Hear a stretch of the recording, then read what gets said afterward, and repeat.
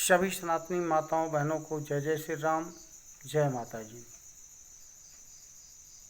आज हम करवा चौथ का विषय लेकर के आप लोगों के समक्ष उपस्थित हुए हैं। करवा चौथ सनातनी महिलाओं का एक महत्वपूर्ण व्रत है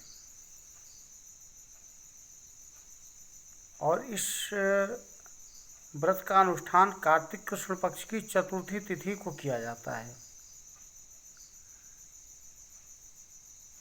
अधिकांश सनातनी भाई बहनों को यह नहीं पता है कि चतुर्थी व्रत का पालन वर्ष भर हर माह के कृष्ण पक्ष की चतुर्थी को किया जाता है और हर मास की कृष्ण पक्ष की चतुर्थी का कुछ अलग अलग महत्व है।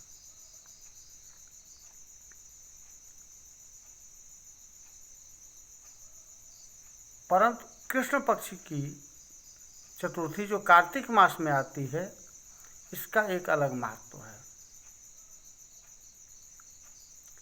कार्तिक चतुर्थी के महत्व को जानने के लिए दो कथाएं हमारे ग्रंथों में बताई गई हैं।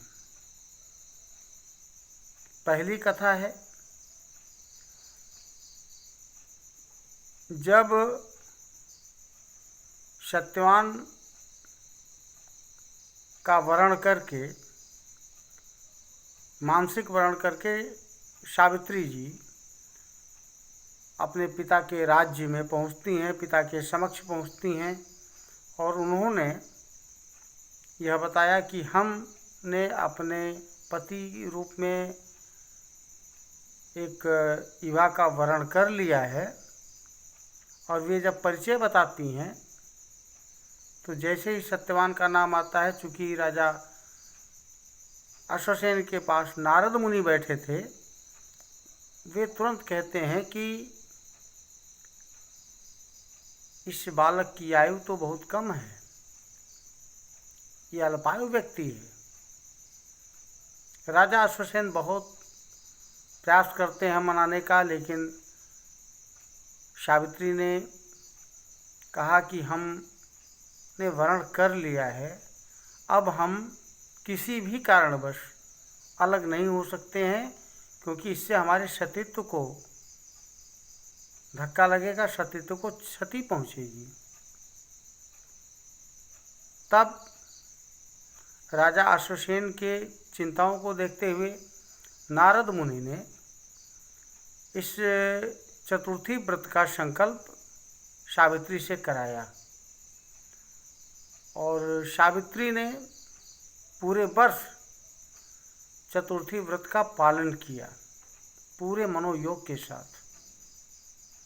लेकिन चतुर्थी व्रत का प्रारंभ जो उन्होंने किया था, वो कार्तिक मास की कृष्ण पक्ष की चतुर्थी तिथि थी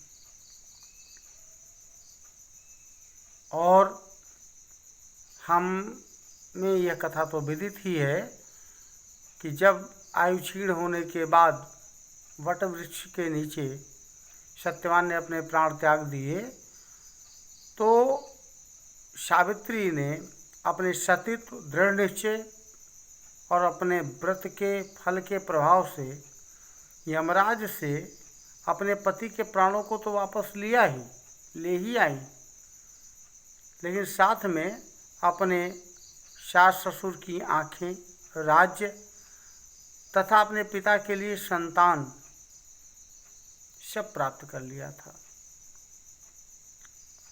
और उसके बाद एक कथा है कि जब पांडव वनवास को चले गए और उनसे मिलने योगेश्वर प्रभु श्री कृष्ण पहुँचते हैं, तो द्रौपदी बहुत विह्वल होती हैं, बहुत दुखी होती हैं और वो कहती हैं कि मेरी वजह से हमारे पतियों पर बहुत बड़ा संकट आ गया है, हम क्या करें।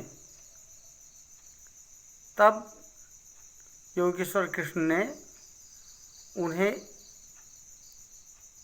इसी गणेश चतुर्थी, कृष्ण पक्ष की चतुर्थी का व्रत करने का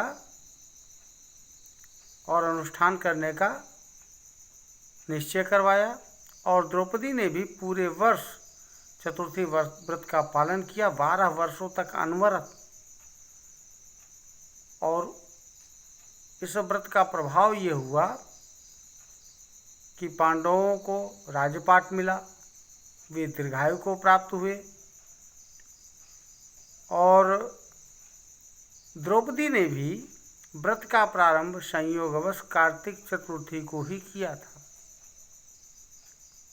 और तब से ही सभी स्त्रियां अगर पूरे वर्ष नहीं तो कम से कम कार्तिक चतुर्थी को तो इस व्रत का पालन करती ही हैं। अतः सभी सनातनी माताओं बहनों को चतुर्थी व्रत का पालन पूर्ण श्रद्धा और विश्वास के साथ करना चाहिए। और अगर स्वास्थ्य की समस्या ना हो तो पूरे वर्ष प्रत्येक मास की कृष्ण पक्ष की चतुर्थी को इस व्रत का पालन अवश्य करना चाहिए। इससे परिवार में सुख, शांति, समृद्धि और पति को दीर्घायु की प्राप्ति होती है।